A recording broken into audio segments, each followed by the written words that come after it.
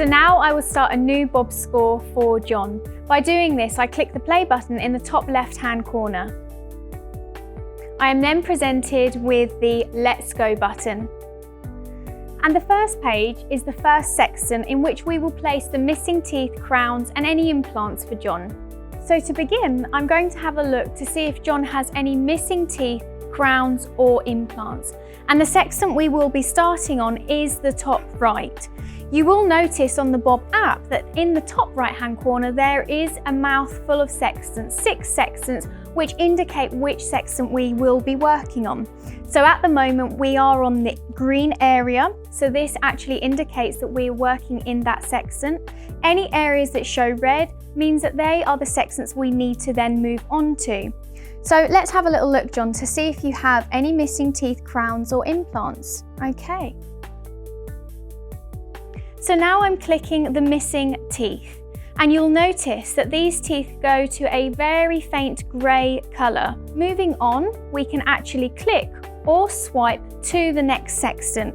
And again, you will notice in the top right hand corner what sextant you will be working on.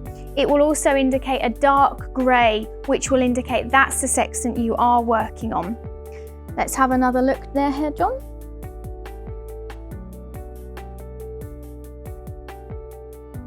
Now, John doesn't have any implants or crowns. However, if we want to place an implant or crown, by clicking on the tooth area, you will notice that the implant will go a blue colour and a crown will turn yellow. To remove anything, you would just re-click on those buttons to remove the input that you just placed.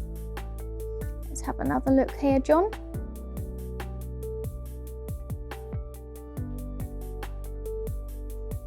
So once we have completed all 6 sextants, you will notice on the top right hand side that the 6 sextants are all green in colour.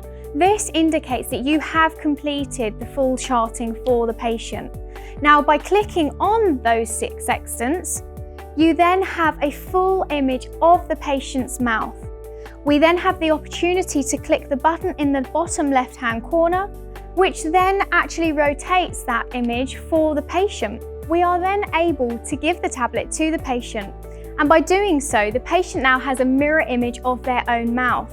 So you can actually point out if they have missing teeth, crowns and implants, and this helps the patient engage with their own mouth and become more dentally aware of what is actually in their mouth. So these areas really act as landmarks, and that's why we're not completing a full dental charting. We leave that for our other systems. This is simply for the patient in mind, so they can really actually see and indicate what is in their mouth, and this makes their oral hygiene instructions a lot easier for them at home. By clicking the X, we can come out of that area. Now, by moving on, we can actually click the bottom right-hand corner, which is the Bob score in the interdental brushes. Here we are now able to start the bleeding on interdental brushing index. So as John is a new patient with me today, I will be using the IAP probe.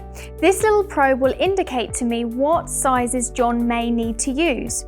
So before inputting any brushes, I'm just going to have a little look to see perhaps what size John is.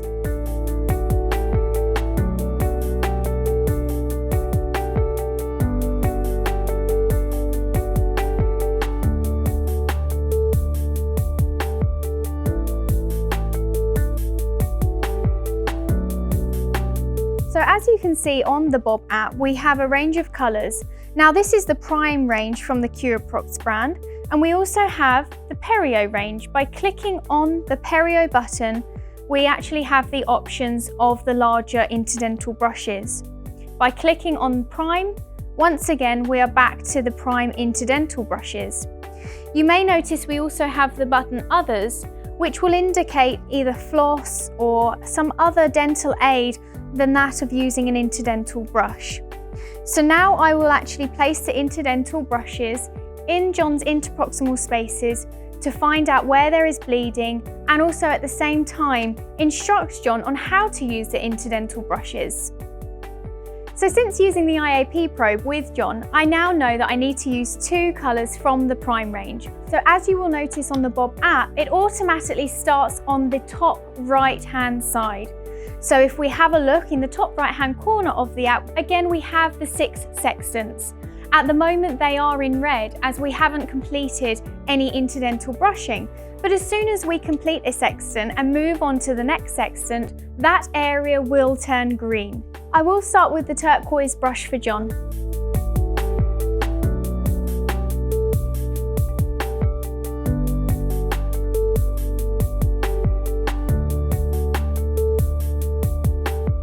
I will now input this information into the Bob chart by clicking on the turquoise brush button. The information is saved into the top right sextant, and now I will have a look to see if there's any bleeding present. John has a little bit of bleeding in that sextant, so I'm now going to place bleeding in that particular area by clicking the bleeding present button. Now I will continue to the next sextant, and I can do this by swiping or clicking the arrow.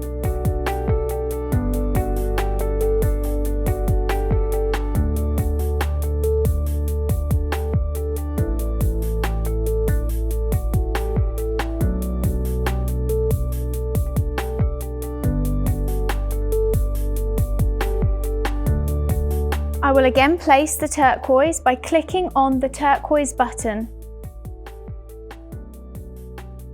And again, refer back to John to see if there is any bleeding interproximally. By clicking on the particular brush area, I can also input the bleeding.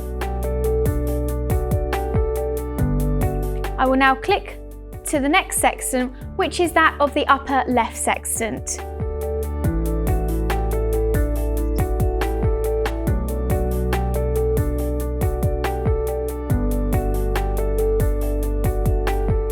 Clicking again the brushes that I need to use. Referring back to see if there is bleeding present. Clicking on that area and inputting the bleeding.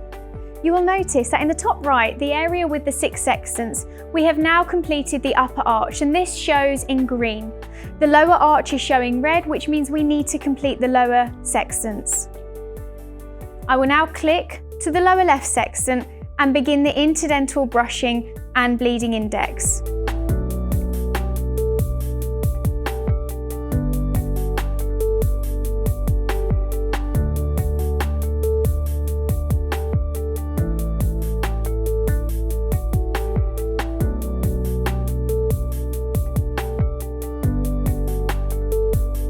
I know that John is a pink in the lower left sextant.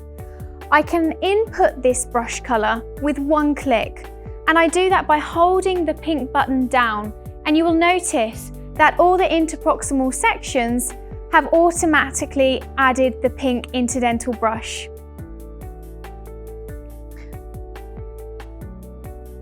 By taking a look, I know where John is bleeding and therefore can actually go back and input the bleeding into those areas. We will now move on to the next sextant, again by swiping or clicking.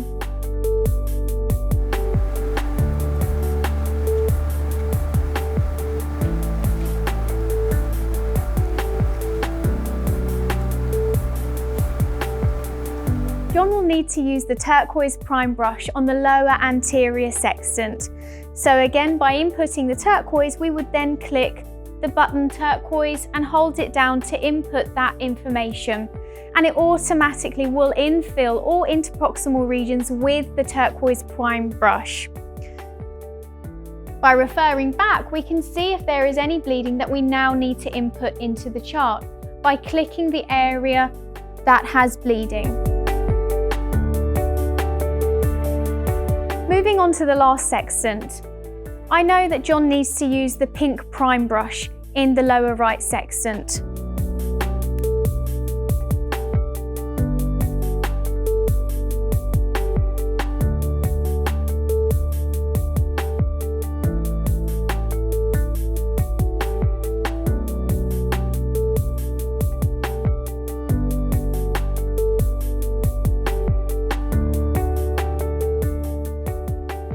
By inputting the pink brush, again, I can automatically click each area or hold the button down, which in that case will infill all the areas with pink.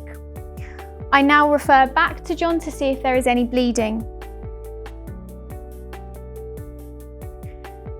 As John has bleeding in all areas, I will be clicking onto each interproximal area to add the bleeding.